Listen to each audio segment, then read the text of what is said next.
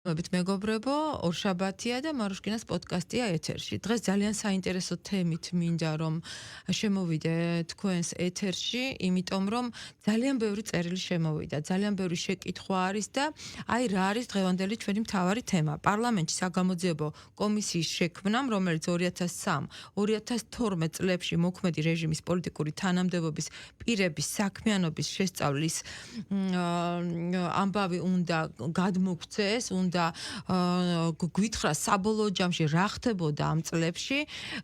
იცით, ძალიან რთულია აგიღწეროთ რამხელა მონდომება ამ ადამიანების. ახლა მე თვითონ იმ პერიოდში მუშაობდი პენტენციურ სისტემაში და არაერთი საქმე პირადად ჩემი პატაკით შესული პროკურატურაში სამწუხაროდ შემოდებულია თაროებზე და რა ვიცი, ალბათ ძალიან დიდი მტვერიც ადევს.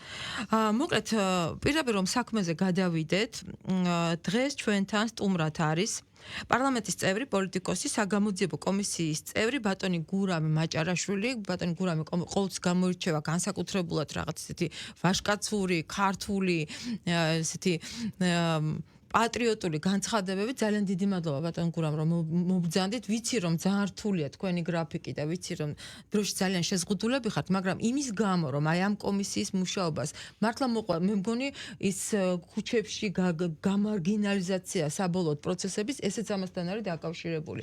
მოდით გითხარით, პირველი რაც აინტერესებს ადამიანს, აი ვთქვათ, ის იყო მომსწრე, ან თვითონ იყო მსხვერპლი იმისი რაც ხდებოდა იმ წლების განმავლობაში. რა პროცედურას უნდა მიმართოს? მოგესალმებით, მივესალმები საზოგადოებას, მადლობა ნამდვილად მოწვევისთვის. თქვენ სწორედ აღნიშნეთ, რომ ეს არის უმნიშვნელოვანესი პროცესი, რასაც ქვია პარლამენტში საგამოძიებო კომისიის შექმნა 2003-2012 წლებში რეჟიმის შეფასებასთან დაკავშირებით. თავიდანვე ძალიან მცირე დროს წავიღებ, მოკლედ ავხსნი კიდევ ერთხელ საზოგადოებისთვის, რომ კარგად გაიგოს რა არის მიზანი ამ კომისიის. ჩვენ კარგად ვიცით, რომ არსებობს, რა თქმა უნდა, პროკურატურაში სპეციალური დეპარტამენტი, მათ შორის უკვე 2013 წლიდან თუ არ ვცდები, სადაც კონკრეტულად ამ საკითხებთან დაკავშირებით მიმდინარეობდა პროცესები და ასე შემდგომ. მაგრამ საგამოძიებო კომისია პარლამენტში შეიქმნა უპირველეს ყოვლისა, იმიტომ რომ პირველ რიგში სამართლებრივი შეფასება მიეცეს რეჟიმს, რასაც ქვია კოლექტიური ნაცმოძრაობა და რომელიც უნდა გახდეს დასაბამი იმისა, რომ ერთხელ და სამუდამოდ სამართლებრივად ჩამოცილდეს ქართულ პოლიტიკას ნაციონალურ მოძრაობა. ჩვენ ყოველთვის გვექნება ასეთი პრობლემები, არაერთხელ გვითხოვს ჩვენ ეს, რომ აი კოლექტიური ნაცმოძრაობა ხან ერთი პარტიის სახით, ხან დანაწევრებულად, ხან რა სახით ებრძვის ქართულ სახელმწიფოს ტრადიციებს და ასე შემდგომ. ეს მუდმივად ასე იქნება. გასაგებია რომ ხალხი არასოდეს მათ არ აირჩევს, მაგრამ მაინც აი წარმოიდგინეთ თქვენ რომ მაგალითად ნიურნბერგის პროცესი არ ყოფილიყო და ჰიტლერის ეს ფაშისტური პარტია, ნაციონალ-სოციალისტური პარტია დარჩენილიყო უბრალოდ სამართლებრივად. მას მაინც ეყოლებოდა ვიღაც მიმდევრები და იმის შემდგომ რაც ეს პროცესი იყო და გაუქმდა როგორც ფაშისტური რეჟიმი, ნაციონალ-სოციალისტური ეს ფაშისტური პარტია, ამის მერე ამოისუნთქა გერმანიამ და დაიწყო მათ შორის ნორმალური პოლიტიკური ცხოვრება. და აი ეს არის ზუსტად რომ მტკიცებულებები უამრავი არსებობს იმასთან დაკავშირებით უკვე ეხლა რომ ეს პარტია არ უნდა არსებობდეს და ამ კომისიის მიზანი გახლავთ ზუსტად ის რომ რა თქმა უნდა მოქალაქეებსაც შეუძლიათ რომ თავიანთი გაცხადებები დაწერონ და ასე ვთქვათ თუ ისეთი ადამიანები არიან რომ არის ესეთი მსხვილი საქმეები სადაც კიდევ მორიგჯერზე ნათელს მოოფენენ რეჟიმის ამ ტოტალიტარიზმს და დიქტატურას და სახელმწიფოს წინააღმდეგ გადადგმულ ნაბიჯებს, რა თქმა უნდა, იმას ყველას მოусმენთ. მაგრამ ამავდროულად მინდა ვთქვა, რომ ამ კომისიის ნომერი პირველი მიზანი არის ის, რომ სამართლებრივი შეფასება მივცეთ რეჟიმს, რომლის შემდგომაც უკვე შესაბამის უწყებები იმსჯელებენ და გაუქმდება ეს პარტია. და ბატონ გურამ, აი კონკრეტულად რა შვება? აი მაგალითად ახლა ჩვენი მსმენელი და მაყურებელი კითხულობს, რომ იცის ყველაფერი, სად მიდის აი პირველი ნაბიჯი, რას აკეთებს? პირველ რიგში მინდა ვთქვა, რომ ჩვენ მოვიწვევთ ასევე, რა თქმა უნდა, დღეს მოქმედი უწყების წარმომადგენლებს, რომლებსაც ჰქონდათ პირდაპირი კავშირი აი ამ რეჟიმთან, შესაბამისი უწყებებში ვის გულისხმობთ ამასაც გეტყვით ხომ არსებობს პროკურატურა, იუსტიციის სამინისტრო, სხვა უწყებები, მათ შორის, რომლებსაც ან არქივი აქვთ, შესაბამისი მტკიცებულებები აქვთ, ან სამომავლოდ გჭირდება ეს ხალხი და ასე შემდგომ, ასევე აქედან გამომდინარე შეიძლება რა თქმა უნდა იქნებიან ის ფიზიკური პირები, რომლებსაც ჩვენ დავიბარებთ და ამასაც საზოგადოება შეიტყობს, ეს გჭირდება იმისთვის, რომ კიდევ ერთხელ ვიმეორებ, არა მხოლოდ რომ გავახსენოთ საზოგადოებას, რა ხდებოდა და მათ შორის შეიძლება ახალი მტკიცებულებებიც იყოს. ვიმეორებ, არამედ იმისთვისაც, რომ აი ამ კომისიამ უნდა მოახდინოს თავმოყრა მთელი ამ მტკიცებულებების, რომ სამართლებრივად დავდოთ ეს დასკვნა, რომელიც გახდება საფუძველი მე აი ამ პოლიტიკური რეჟიმის გაუქმების. რაც შეეხება მოქალაქეებს, როგორ უნდა მოგმართონ და ასე შემდგომ, რა თქმა უნდა, სხვა საშუალებები არსებობს, ეს სატელეფონო იქნება თუ ასე ვთქვათ, წერილი იქნება პარლამენტში, ჩვენ გვაქვს ამის საშუალება, რომ მათ შორის ელექტრონულად წერილები შემოვიდეს, მაგრამ კიდევ ერთხელ ვიმეორებ, რომ ჩვენი კომისიის მიზანი გახლავთ ის, რომ ახალი შეიძლება იყოს ეს მტკიცებულებები, რომლებიც არ არის ჯერ ცნობილი საზოგადოებისთვის, მაგრამ ის არსებული მტკიცებულებებიც, რომელიც შეიძლება ბევრისთვის არც არის ცნობილი ჯერ კიდევ ყოველ შემთხვევაში. აი მას ჩვენ ყველაფერს თავს მოუყრით და რა თქმა უნდა, დროში შეზღუდულები ვართ, ესეც მინდა საზოგადოებას ავუხსნათ. 3 თვე გვაქვს ჩვენ სულ კომისიას, ამის მერე მართალია გვაქვს გაგრძელების საშუალება, მაგრამ ისიც მაქსიმუმ 3 თვით, ანუ სულ ჯამში გვაქვს 6 თვე და 6 თვის თავზე ჩვენ უნდა დავდოთ დასკვნა, წარუდგინოთ პარლამენტს და შემდგომ უკვე პარლამენტი იმსჯელებს ამ საკითხთან დაკავშირებით. ასე რომ ნომერი პირველი კიდევ ერთხელ ვიმეორებ, ერთხელ და სამუდამოდ. განცხადება უნდა დაიწეროს, ხო? და ელექტრონულად და პარლამენტში ჩვენ გვაქვს ამის საშუალება, რა თქმა უნდა, მათ შორის ყველა წევრს დეპუტატს, ყველა წევრი დეპუტატი არის ჩვენ საპარლამენტო ოპოზიციიდან, უმრავლესობაც ასევე საპარლამენტო უმრავლესობიდან, ყველას გვაქვს ჩვენი ელექტრონული პოსტები და კიდევ ერთხელ ვიმეორებ, რომ რა თქმა უნდა, ჩვენ იქ შევიკრიბებით სხდომაზე შეიძლება ყველას ვერ მოусმინოთ, მაგრამ არსებობს სხვა საშუალებებიც, ან თითეული წევრის მოსმენა მოხდება. ყოველ შემთხვევაში ნებისმიერი ის ადამიანი, რომლის წერილიც და განცხადებაც, რა თქმა უნდა, იქნება შემხებლობაში ჩვენი კომისიის ფუნქციებთან. კიდევ ერთხელ განმეორდეთ, ხა ეს ეხება 2003-2012 წლებში ნაციონალური მოძრაობის როგორც პოლიტიკური რეჟიმის შეფასების საკითხს. ეს არ ეხება, კარგად რომ ავხსნათ საზოგადოებისთვის, სხვა ნებისმიერ საკითხს. შეიძლება დაჩაგრულიც იყო ადამიანი რაღაცა არასწორად ექცეოდნენ ამ პერიოდში და ეს რეჟიმს ეხება, ამ შემთხვევაში, რა თქმა უნდა, ეს იქნება მოსმენილი. მაგრამ თუ ეს სხვა პერიოდს ეხება და იმ პერიოდთან არ არის შემხებლობაში, ეს უკვე ცდება კომისიის ფარგლებს. ეხლა მე უბრალოდ არ შემიძლია არ თქვა და დავასახელებ იმ ადამიანებს, ვინც მონაწილე იყვნენ აი ამ მონიტორინგის, იმიტომ რომ მათ არაერთხელ უსაუბრიათ ამაზე ღია ეთერში. თუ გახსოვთ პერიოდი, როდესაც მონიტორინგი შეიქმნა ციხეებთან, უბრალოდ სხვა გზა არ ქონდათ და იმ ცნობილი კადრების მერე რაღაც პატარა პერიოდი, გარდამავალი პერიოდი, სანამ ოცნება მოვიდა მთავრობაში, შეიქმნა მონიტორინგი. ამ მონიტორინგის წევრები უნდათ თუ არ უნდათ, იძულებულები იყვნენ, ყოფილიყავით მე, სოსო მანჯავიძე და დიმიტრი ლორთქიფანიძე. და ის კალმახელიძეს ციხე, სადაც ჩვენ შევედით და სადაც ჩვენ მოვინახულეთ არასრულწლოვანი გაუპატიურებული ბიჭები. ამაზე ლაპარაკი ძალიან რთულია. ჩვენ მერე მშობლებთან ერთად ეს ბიჭები ევროპაში გავაგზავნეთ სამკურნალოდ. ამაზე საუბარი არის, აი მიწა მისყდება ხოლმე ამას რომ ვიხსენებ. მაგრამ დღემდე არ არის კალმახელიძე დასჯილი. მე ვარ აგერ ლალი მაროშკინა და არსებობენ ეს ადამიანები, ვინც პირადად როდესაც შევედით ვინახულეთ ის ბავშვები. ამის ამოღება რთული არ არის, ოღონდ კონფიდენციალური უნდა იყოს. ამ ბავშვების სახელები და გვარები საკმარისად ისე ტრამვირებულები არიან. აი მე მზად ვარ ვითანამშრომლო და ის დღე, როდესაც შევედით სისტემაში და ეს ყველაფერი ვიხილეთ და მაშ გელა კეტაშვილი იყო ჩვენთან ერთად, რომელსაც შემდეგ გულის სპაზმი დაემართა, როდესაც გამოვიდა ციხიდან. ჩვენ აი 4 ადამიანი ხო ვართ საკმარისი იმისთვის, რომ შევედით და არავის არ დაგვსიზმრებია და აღმოჩნდა, რომ ერთ-ერთი ბადრაგი, რომელიც ამ ყველაფერში მონაწილეობას იღებდა, ჯერ კიდევ იქ მუშაობდა. და მაშინ მე მახსოვს რამხელა სკანდალი იყო ეს ერთი ამბავი. მეორე მე ვამბობ კონკრეტულად პირადად მერის სიმომსწრეც ვარ და მე მზად ვარ მოვიდე და ამაზე ვისაუბრო, ხო? მე როდესაც დამიჭირეს 2011 წელს და ჩამაგდეს მოდულის შენობაში და არ დაუშვეს არც ერთი ადვოკატი პროცესზე. პროცესი იყო დახურული, გეგონება ჩიკატილო ვიყავი ან არ ვიცი, პაბლო ესკობარი. ანუ აქ არ დაირღვა უფლებები, როდესაც ჩემს პროცესზე არც ერთი ადვოკატი არ იყო, შემდეგ ჩამაგდეს დილეგში და 15 დღე მზის შუქი არ მიჩვენეს საერთოდ.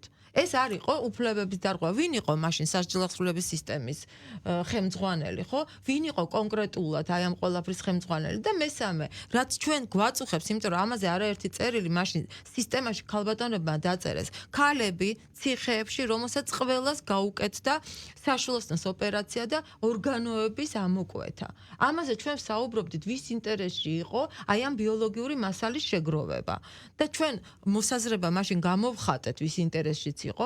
ამაზე არ უნდა იყოს კონკრეტულად იმ საავადმყოფოში, ციხის საავადმყოფოში მომუშავე ექიმები. ის ვინ შემდეგ მოდიოდა და ცინკის ყუთით გაქონდა ეს ყველაფერი. ანუ საზარელი დანაშაულებები იყო. მე მაინტერესებს ამდენი წელი გავიდა, ძალიან ბევრს იმედიც გადაეწურა. აი რა გავაკეთოთ? მე მზად ვარ თანამშრომლობისთვის, იმიტომ რომ ძალიან დიდი ინფორმაცია მაქვს, ძალიან ბევრი პატაკი, რომელიც კონკრეტულად ჩემი დაწერილი იყო უკვე როგორც მრჩეველი სისტემის სამწუხაროდ ვერ ვნახეთ შემდეგ გაგრძელება. მე არ ვიცი ხა ამაზე დღეს საუბარი, მაშინ პროკურატურამ რატო დაატორმუზა ზოგადად რა მოხდა, მე დღეს ამაზე არ მინდა. მე მჯერა იმის რომ თქვენ მოხვედით თეა წულუკიანი, რომელიც ხელმძღვანელი ამ კომისიის და მე გავეცანი მის ინტერვიუსაც და ისიც ამბობს რომ კონკრეტული ფაქტები გვჭირდება და კონკრეტულ ადამიანებზე საუბარი, ჩვენ ყველა მზად ვართ, არავინ არ დაიხევს უკან. კი ბატონო, რა თქმა უნდა, პირველ რიგში დიდი მადლობა, ბატონო, ნამდვილად თქვენ ერთ-ერთი ის პიროვნება ხართ, რომელიც იყო სამწუხაროდ არა მარტო მომსწრე, არამედ ამ შემთხვევაში მსხვერპლიც და რა თქმა უნდა, თქვენი მაგალითი და ჩვენება და განცხადება იქნება უმნიშვნელოვანესი ამ კომისიისთვის და ასევე სხვა ისეთი პირების, თქვათ, რაზეც აქ ვისაუბრეთ. აქ კიდევ ერთხელ აღვნიშნოთ, იქნება ორი ფაქტორი. ერთი ის, რაზეც უკვე განაჩენების დამდგარია მართალია, შეიძლება ზოგიერთ მოხდილიც აქვს შესაძლებელი, მაგრამ კი ბატონო, და არა მარტო. და თქვენ რაც ახსენეთ ეს კონკრეტული მაგალითები, შეიძლება ამ მაგალითებზე განაჩენიც იყოს დამდგარი, დასრულებული, ან შეიძლება არც იყოს. ამიტომ აქ ორი ფაქტორი არსებობს. ჩვენთვის მნიშვნელოვანია ორივე, რა თქმა უნდა. თუ ეს უკვე არსებობს, გამოძიებულია და დადგენილია და განაჩენი დამდგარია, ჩვენთვის მნიშვნელოვანი მაინც არის ეს, იმიტომ რომ ეს მტკიცებულება უნდა შევკრათ კომისიისთვის, მაგრამ თუ საერთოდ არც არაფერი დაწყებულა და ასეთი ჩვენებები იქნება მოსული კომისიაში, მაგალითად როგორც თქვენ მაგალითები დაასახელეთ და ასე შემდეგ, რა თქმა უნდა ესეც ჩვენთვის მნიშვნელოვანია, თუმცა აქვე უნდა ვთქვათ, რომ ჩვენ ამ საკითხებს მოუყრით თავს და შესაბამის უწყებებს გადავცემთ, იმიტომ რომ ჩვენ გამომძიებლის ფუნქცია არ შეგვიძლია შევასრულოთ და ნახეთ ამას ვამბობთ, ხო, ჩვენ კომისიას არ გვაქვს პროკურატურის ფუნქცია. ჩვენ გვაქვს, რა თქმა უნდა, ეს ფუნქცია, რომ ამას თავი მოუყაროთ და თუ ვიმეორებ, თუ არ არის დამდგარი განაჩენი, არც გამოძიება დაწყებულია და არც განაჩენი, რა თქმა უნდა, ამას უკვე მერე შესაბამის უწყებებს გადაუგზავნით. და გარანტია რომ ისევ არ დატორმოზდება პროცესი, ხო? თქვენ გამოიძიებთ, თქვენ დადებთ და გვაქვს ამის გარანტია. რა თქმა უნდა, ამას გადავაგზავნით შესაბამის უწყებაში და იქ რა თქმა უნდა გამორიცხულია, რომ ეხა ამის უგულებელყოფა მოხდეს. არ არსებობს ასეთი რამ, რომ საგამოძიებო კომისიამ გადასცეს მასალები, მტკიცებულებები და ისე თაროზე შემოდებს. არა, არც თაროზე არ შემოდებს. კიდევ ვიმეორებ, ამას ჭირდება, რა თქმა უნდა, პროცესი, დამტკიცება, ჩვეულებრივი პროცესი წავა გამოძიების. უბრალოდ თქვენ რასაც საუბრობთ, თქვენი სახით იქნება თუ კიდევ სხვა პიროვნებების სახით, ვინც მომბრძანდება კომისიაში და აი ესეთ საკითხებზე ისაუბრებს. ვიმეორებ, აქედან გამომდინარე შეიძლება ჩვენ ჩავთვალოთ, რა თქმა უნდა, საჭირო და კიდე სხვა პიროვნებებიც დავიბაროთ კომისიაში, რომ ბევრი მტკიცებულება ქონდეს ამასთან დაკავშირებით და ასე შემდგომ და ამის შემდგომ მოხდება უკვე თავმოყრა აი ამ მტკიცებულებების და შესაბამის უწყებაში ამის გადაგზავნა. ვიმეორებ, თუ არ არის დამდგარი განაჩენი ან გამოძიება არ არის დაწყებული, მაგრამ ამ შემთხვევაშიც, რა თქმა უნდა, კომისია ამას მტკიცებულებებში მოუყრით თავს. ვიმეორებ, რომ ჩვენი მიზანი პირველი არის ის, რომ აი ამ მტკიცებულებების საფუძველზე ჩვენ დავდოთ სამართლებრივი დასკვნა, რის შემდგომაც შესაბამისი უწყებები აუცილებლად ჩემი აზრით გააუქმებენ ამ პარტიას როგორც რეჟიმს და მეორე, რა თქმა უნდა, ასევე არის ის, რაც თქვენ ბრძანეთ, ბუნებრივია, რომ საზოგადოების წევრები არიან, მათ შორის თქვენაც თქვით ახლა თქვენ თავზე, რომლებსაც აქვს სურვილი ეს მაგალითები მოყვენ და თუ არ არის დაწყებული არც გამოძიება და არც განაჩენი არ არის დამდგარი, ამ შემთხვევაში ჩვენ მოუყრით თავს აი ამ ჩვენებებს, მტკიცებულებებს და კომისია იმსჯელებს და ჩაითვლება საჭიროდ გადაიგზავნება შესაბამის უწყებაში უკვე შესაბამისი გამოძიების დასაწყებად. ეს ძალიან საინტერესოა ყველაფერი და ძალიან სამწუხაროა რომ ნურა კვიციანი ცოცხალი აღარ არის, იმიტომ რომ რაც ხდებოდა ქალთა ციხეში, ყველაფერი ქონდა აღნუსხული, თავის თავზეც გადაიტანა ძალიან ეს ძიმე პერიოდები და ის რაც ხდებოდა ქალთა ციხეში, ის კიდე ცალკე სხვა პრობლემაა რა. დიახ, ხალხტონარი, ბოდიში ამ რამინდა კიდევ ერთი ფაქტორი საზოგადოებას უთხრა, გეთანხმებით აბსოლუტურად რომ ეს საკმაოდ გზნობიარე თემაა. ჩვენი მიზანი ნამდვილად არ იყო და არ არის, რომ საზოგადოებას კიდევ მორიგ ჯერზე თქვათ მორიგ ჯერზე მხოლოდ გავახსენოთ აი ეს ტკივილები. არა. უბრალოდ აი ეს სამართლებრივი დასკვნა რომ მიიღოს საპარლამენტო საგამოძიებო კომისიამ ამისთვის ჩვენ გვჭირდება რა თქმა უნდა რომ თუნდაც ვიცით უკვე, თუნდაც შეიძლება განაჩენიც დამდგარია, თუნდაც საზოგადოებისთვის ადრე იყო ცნობილი და ასე შემდგომ, მაგრამ სამართლებრივად არის ეს საჭირო, რომ იგივე ღიას ხდომებზე ეს მტკიცებულებები კიდევ ერთხელ გავაჟღეროთ, ეს უწყების თანამდებობის პირები იქნებიან თუ ჩვეულებრივი ფიზიკური პირები იქნებიან, რომ ამით კიდევ მორიგ ჯერზე თქვათ ღიად რომ აი რეჟიმი აი ესეთ პროცესებში იყო, ანუ რის თქმა მინდა ამით რომ საზოგადოებამ შეიძლება რაღაც ნაწილმა თქვას რომ ნუ აი ვიცით რომ ესენი ამას აკეთებდნენ ციხეებში რასაკეთებდნენ და ასე შემდგომ. ვიმეორებ ამის გარეშე თუ ჩვენ ეს არ წამოვწიეთ და მტკიცებულებების სახით კომისიაში თავი არ მოუყარეთ ამას, სხვა შემთხვევაში ჩვენ კი ვიცით, მაგრამ სამართლებრივ პროცესს თავისი პროცედურები აქვს. და ამიტომ აი საზოგადოებას კიდევ ერთხელ შეიძლება ბოდიშიც მოუხადოთ იმისთვის, რისი ლუსტრირებაც მოგვიწევს კიდევ გამოტანას ასე ვთქვათ საჯაროდ, მაგრამ ნუ ეს არის პროცესი, რომ ერთხელ და სამუდამოდ შეფასდეს სამართლებრივად და არა იმიტომ რომ მორიგ ჯერზე ეს ტკივილები გავახსენოთ საზოგადოებას. ერთ-ერთი ძალიან დიდი მადლობა ამისთვის. მე იმიტომაც მინდოდა რომ თქვენ მობრძანებულიყავით, იმიტომ რომ მიუხედავად იმისა, რომ ხალხი დაიღალა ლოდინი, ძალიან ბევრს აქ იმედგაცრუება, ხო? ამას ჩვენ უნდა შევხედოთ და თვალი გავუსწოროთ, იმიტომ რომ ვიძახოთ, რომ არა, ყველაფერი სწორად მიდის, არა, დაგვიანებული არის ეს პროცესი და უნდა ვაღიაროთ ეს. იცით რა, როდესაც ნიურნბერგის პროცესზე საუბრობდით, უყურეთ, 80 წელი გადის ახლა მეორე მსოფლიო ომის მერე და ისე კარგად წამოყო თავი ფაშიზმმა, აბა რა ხდება დღეს, რაც ბრიუსელში ხდება, ფაშიზმი არ არის? ანუ მიუხედავად იმისა, რომ თითქოს ფაშისტები დაისაჯნეს, ის ფაშისტები, რომლებიც გადარჩნენ, შემდეგ ისინი იყვნენ იურისტები, იმ არასამთავრობო ორგანიზაციების, რომლებმაც შემდეგ აი ესე დაანგრიეს მსოფლიო და ალბათ ბოლო ადამიანიც რომ დასჯილი ყოფილიყო, მე შევისწავლე მეორე მსოფლიო ომის დროს გადარჩენილი ფაშისტების ბედი და აღმოჩნდა, რომ ისინი მოვიდნენ მერე აი ამ დიდი არასამთავრობოების ხელმძღვანელებად, იურისტებად იყვნენ ყოფილი SS-ის ჯარისკაცები, კი არა და გენერლები და ამიტომ დღეს საბოლოოდ უნდა დაესვას ამას წერტილი და არ ვიცი, მე ვფიქრობ, რომ კიდევ მივმართავ საზოგადოებას, რომ მიუხედავად ყველაფრისა, გადაგეწურათ იმედი.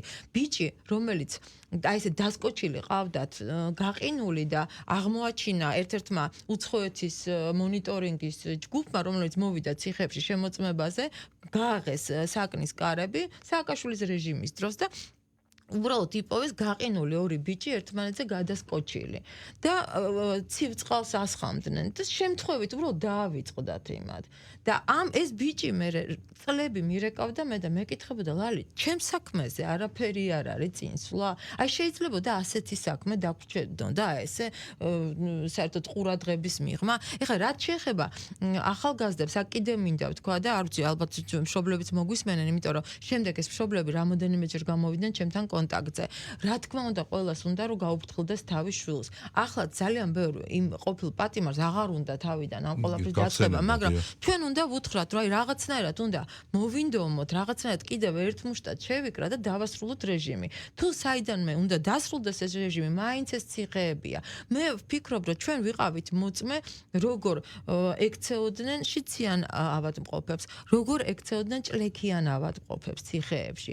ანუ მთელი ის მეტპერსონალი, რომელსაც ეუბნებოდა პატიმარო თავიტკივა და ჩაქუჩს ურტყამდნენ, აი საერთოდ სამედიცინო სფეროს უნდა იყვნენ ჩამოშორებულები, მაგრამ სამწუხაროდ დღეს ვიგებ, რომ არა ის ადრე ციხეში მუშაობდა და დღეს აი სხვაგან არის სადღაც წასული. ანუ ეს ადამიანები უნდა იყვნენ შეტანილი იმ შავსიაში, რომ ვერასდროს ვერავინ ვეღარ დაღუპონ. და თქვენ იცით, რომ ოპერაციები კეთდებოდა, ну აი თქვათ მოხდა და ну რაღაცა საჭირო იყო ოპერაცია. ნარკოს არ უკეთებდნენ და პირდაპირ ჭრიდნენ. მე არ ვიცი, იმდენი ფაქტი მაქვს აი ესეთი საოცრება. მე მგონი არ ვიცი გადმოღებული ქონდათ ალბათ რაც ხდებოდა საკონცენტრაციო ბანაკებში და იგივეს ჩადიოდნენ და კალმახელიძე ერთი დღე არ ყოფილა დასჯილი. ხა მე რატო ვამბობ კალმახელიძეს, იმიტომ რომ მე ვიყავი ერთადერთი ადამიანი სამწუხაროდ, მაშინ როდესაც 19 ოქტომბერს ეს კადრები, 19 სექტემბერს დაიდო ეს კადრები, ცნობილი კადრები, ხო ციხეებიდან, რომელმაც გამოჟონა. მე წავედი საშიმშილოდ გლდანის ციხესთან. მარტო დავრჩი ღამე საშიმშილოდ და კალმახელიძეც გადადგომა მქონდა ესე სკანდირებდი და ერთი ადამიანი დავრჩი, ერთი. და როდესაც ვეუბნებოდი, რომ ხალხმა 25,000 პატიმარია, მომიჯექით, ჩუმად მოდიოდნენ დედები და გავყავდი და მეუბნებოდნენ, ერთი უკვე ციხეშია და იქ მოკლავენო და მეორე სახლშია დაიყვანენ, შემოგვითვალეს, არავინ არ გაეკაროს მაროშკინასო. ის ღამე მე მარტო დავრჩი და შემდეგ ბუნტი დაიწყო და მადლობა აქვე მინდა უთხრათ, თუ გვისმენენ ჩვენ სასულიერო პირები, რომლებმაც მაშინ რკალი გააკეთეს გდანის ციხეებთან და იჭერდნენ პატარა ბავშვებს, რომლებიც ისე გაგიჟებული იყვნენ აი ამ ნანახით, რომ გადაძრომა უნდათ და რა თქმა უნდა ცეცხლს გახსნიდნენ და მაშინ მე და ლალი აფციაური გუშინ ვინახულე ლალი სხვათა შორის ადვოკატი და უთხარი, რომ მე და შენ ვართ უშუალო მომსწრე ამ ყველაფრის, მე და ლალი შეგვაგდეს ქუჩიდან ციხეში და გვითხრეს, ან თქვენ ახლა გააჩერებთ აი ამ აბობოქრებულ პატიმრებს და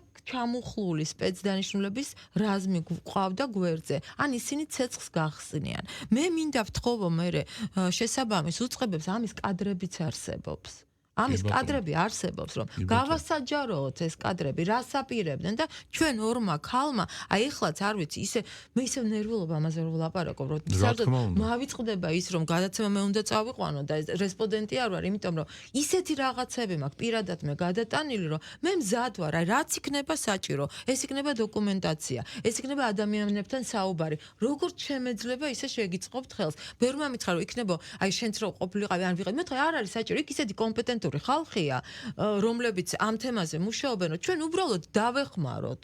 კი, აუცილებლად, კაპიტანო, ნამდვილად თქვენ და ის ადამიანები ასევე, რა თქმა უნდა, ვინც იყვნენ მონაწილეები, შეგიძლიათ რომ ძალიან დიდი სამსახური გაუწიოთ კომისიას და ზოგადად აი ამ საქმეს, რასაც ქვია რეჟიმის შეფასება.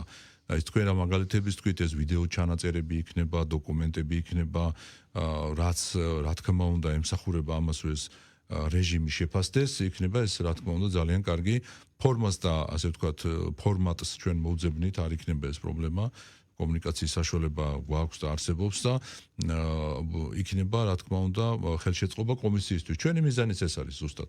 კიდევ ერთხელ განმეორდები და საზოგადოებას აუხსნი. ეს არის ზღვა მასალა. თქვენ ახლა აი ეს გადაცემა დარწმუნებული ვარ მე და თქვენ რომ მოვინდომოთ, შეიძლება ხვალ დილამდე ვერც დავასრულოთ, ვერც თქვენ, ვერც მე.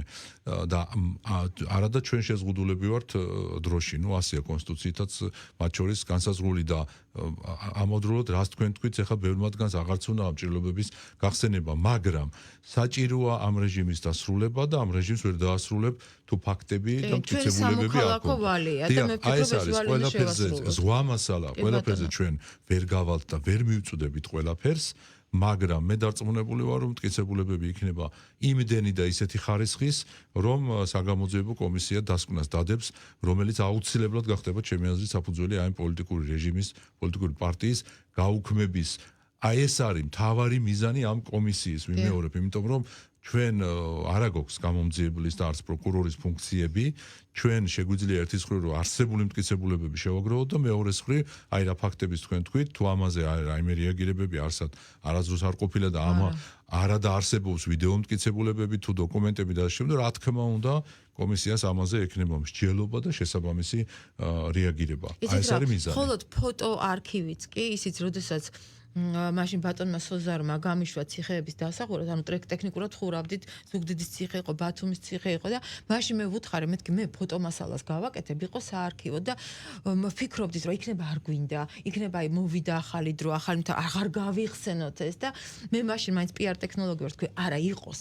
იყოს, იმიტომ რომ ოდესღაც გვეტყვიან, არა იტყუებით თქვენ, იმიტომ რომ ასეთ ციხეში ხალხი როდესაც ყავდა და ასოციკაციში და იმ პატარა საშინელ რა ვიცი, რა დავარქვა აღარც ვიცი საკანიც არ იყო, ხო? ეს უკვე თავისთავად დანაშაული იყო. ამიტომ ვფიქრობ, რომ ეს მნიშვნელოვანია და აი ბოლოს მინდა მაინც ესეთი ორი სიტყვით გითხრათ, ის ქუჩის პროცესები, რომელიც ახლა არის და ძალიან მარგინალური, უკვე რა ვიცი, სასაცილოც აღარ არის. როგორ ფიქრობთ, აი კი, გასაგებია მილევაც სტადიაშია. რა უნდა მოხდეს, რომ საბოლოოდ მოხდეს ამ ადამიანების რაც გასვლა ქუჩებიდან? მე ვფიქრობ, რომ სოფლიოში უკვე დაიწყო ეს პროცესები, რომელი პროცესებიც უკვე უზრუნველყოფს აი სტაბილურობას ზოგადად რა თქმა უნდა ეს მაინც ჩვენზეა დამოკიდებული სახელმწიფოსი საზოგადოებაზე მთლიანად შეიძლება მოკლედ რომ ვთქვათ რასაც ჩვენ ამ ბოლო 3 წლის განმავლობაში საუბრობდით ხალხის ძალის წერილებს გულისხმობ კომენტარებს თვითონ ხელისუფლების შემდგომ პრაგმატულ ნაბიჯებს არაერთი განცხადება გააკეთა პარლამენტის თავმჯდომარემ შეხვედრები ჰქონდა ამ საკითხებთან დაკავშირებით და ასე შემდგომ ეროვნულ იდენტობაზე, ომზე, მშვიდობაზე ეს ყველაფერი შეიძლება ითქვას, რომ თავიდან ბოლომდე უკვე ამერიკის მოქმედი ადმინისტრაციის მიერ არის უკვე დაწყებული და არა მარტო ამერიკაში, ჩვენ გუშინ ნახეთ ამერიკის ვიცე-პრეზიდენტის გამოსვლა ბრიუსელში, რომელმაც პრაქტიკულად შეიძლება ითქვას, რომ 80% შემთხვევაში მინიმუმ ისაუბრა ზუსტად იმ რიტორიკით და შინაარსით, რასაც ჩვენ საუბრობთ დღემდე, ხო? რომ არ შეიძლება სხვა სახელმწიფოს არჩევნებში ჩარევა, რომ არ შეიძლება დააფინანსოს რადიკალური პროცესები და ასე შემდგომ და ასე შემდგომ. ამიტომ მე ვფიქრობ, რომ მათ შორის ის ახალგაზრდებიც რა თქმა უნდა, ნელ-ნელა მიხვდებიან, ბევრი მათგანი უკვე მიხვდა, რომ სამწუხაროდ აღმოჩნდა იმ დეზინფორმაციის მსხვერპლი, აღმოჩნდა იმ შავი ფულის მსხვერპლი, აზე ჩვენ საუბრობდით და რაც ტრამპმა ახლა გააუქმა USAID-ის სახით და ნედის სახით და დარწმუნებული ვარ, რომ ევროკავშირის ფონდსაც იგივე ბედი ეწევა, იმიტომ რომ არ არსებობს რომ სიმართლე არ გაიმარჯვოს და აი ეს მოცემულობები რა თქმა უნდა უკვე აი ამ რესურს ამოწურავს რაც არის ახლა აი იგივე რუსთაველთან დაკავშირებით აი აქციის მონაწილეებზე საუბრობ იმიტომ რომ კიდევ ერთხელ ვიმეორებ პოლიტიკოსები გასაგებია ვაი პოლიტიკოსები აი ამ რადიკალურ პროცესის კოლექტიური ნაცმოძრაობის მაგრამ მათ ამოწურული აქვს რესურსი პარლამენტში ისინი აღარ არიან ქუჩაში მე მხარდამჭერები აღარ აყავთ უცხოეთში ვნახეთ რომ არათუ მხარდამჭერები აღარ აყავთ უკვე პირდაპირ ამხილეს აკაური კოლექტიური ნაცმოძრაობის წარმომადგენლები და შესაბამისად მე ვფიქრობ რომ სწორედ ამიტომ აღარ იქნება ამის საჭიროება რომ იყოს აქციები ძალიან დიდი მადლობა და მე მინდა გისურვოთ წარმატება და ნამდვილად ეს იქნება მთელი საქართველოს წარმატება. მე მინდა დიდი მადლობა ჩვენს მსმენელს და მაყურებელს გადაუხადო ბოდიში რომ ეს იყო ძალიან ალბათ მძიმე მოსასმენი, მაგრამ საჭიროა და ჩვენი მოქალაქეობრივი ვალია რომ ზუსტად ისე მოვიქცეთ, რასაც ვისაუბრეთ დღეს ამ გადაცემაში. ძალიან დიდი მადლობა და მომავალ ორშაბათამდე გემშვიდობებით.